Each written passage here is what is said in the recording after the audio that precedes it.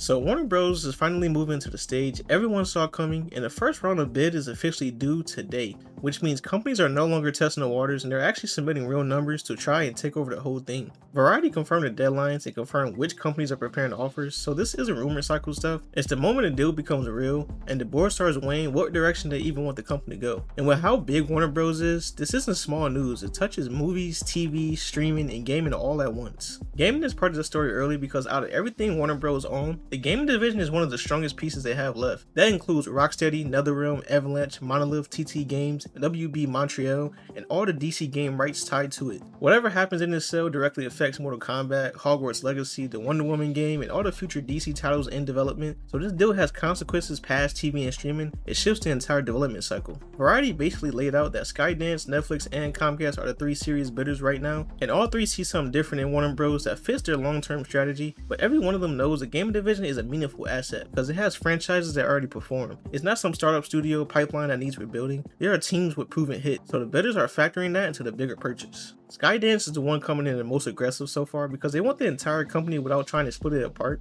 David Ellison wants Warner Bros. As a full package, and that includes Warner Bros. Games, Stand, and Attack. That's why they're considered one of the cleanest fits. They don't have to break anything off or restructure half the studios. That alone makes the gaming side more stable under them compared to others. Netflix is looking at this from a completely different angle since they've been trying to push into gaming for a while, but they've been doing it slowly through mobile releases and internal hires. Buying Warner Bros. Gives them instant weight with recognizable IP and established studios. It'll flip their gaming push from experimental to real in one deal. But Netflix will also have to take on a massive chunk of entertainment all at once, and that's where the regulatory problems show up. Regulators already view Netflix as a dominant player in streaming since they hold most of the subscriber share worldwide. Taking HBO Max Discovery and all of Warner Bros. Libraries will make that position even stronger. Adding Warner Bros. Games on top of that raises more questions. Regulators will be looking at how much creative control Netflix ends up across multiple industries, and that scrutiny alone could slow or block a full acquisition. Now Comcast lands somewhere in the middle because they want high value parts of Warner Bros, but not the entire package. They want the movie studio, the library, and the streamer, but they don't want the cable networks that are dragging in losses, which is part of Warner Bros. Problem right now. If Comcast gets the company, they'll likely reshape it to focus on IP streams, so gaming could get tied directly to the Universal and Illumination projects pretty easily. The thing about Comcast, they've been trying to grow their entertainment foothold for a while,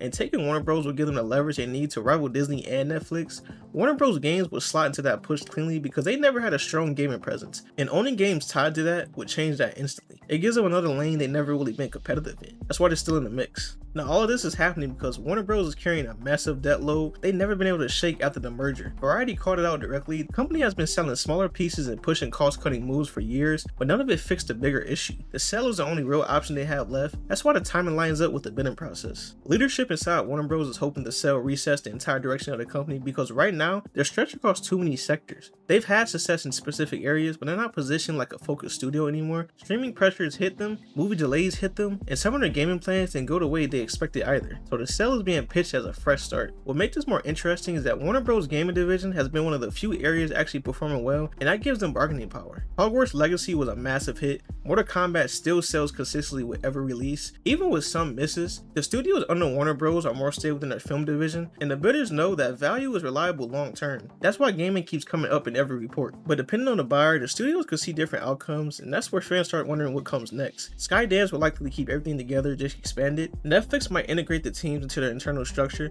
Comcast might restructure certain departments. None of these are guaranteed, but it's the kind of change that happens after big acquisitions, and players want to know who ends up controlling their favorite franchises. DC games specifically are in a weird limbo because the brand itself is going through major changes. James Gunn is rebuilding the film side. Some older game projects have struggled, and the buyer will decide how heavily they want the game and tied to the film strategy. That decision affects Rocksteady Montreal and any future DC games, and it affects how long-term those projects stay on a stable ground. Movies also become a huge factor because Warner Bros. Still carries some of the biggest franchises from DC to Harry Potter to Doom to Godzilla. Buyers want those because they're long-term brands that keep making money. And when studios switch owners, the entire production strategy changes, budget change, release schedules change, and the gaming side is usually tied to those shifts. But the bidders have to submit their first offers today, and then Warner Bros. Leadership will decide who moves to the next phase. This part usually takes a few weeks because they look at financial leverage, board compatibility, long-term investment plans, and regulatory risk. They're not just choosing the highest offer, they're choosing the offer that keeps the company functioning, and that matters more here because of the debt load. The second round bidders will have to give more detail on how they plan to run Warner Bros. After the deal. That includes studio structure, streaming strategy, and yes, the direction of Warner Bros. Games, all three winners have different plans,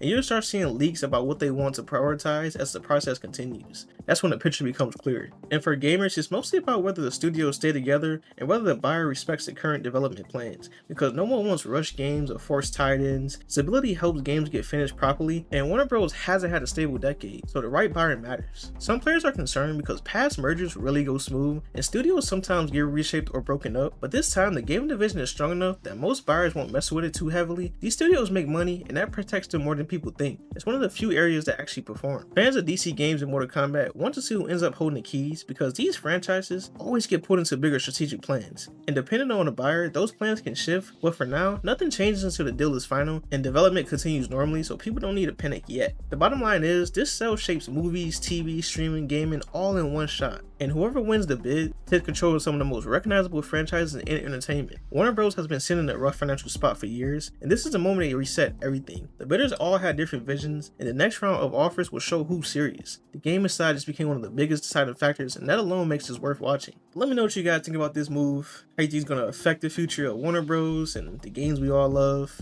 I just need a new Arkham game. That's all I need. But hope you guys enjoyed, man. Like, comment, subscribe. It's your boy Memories. I'll catch you boys next time. Peace.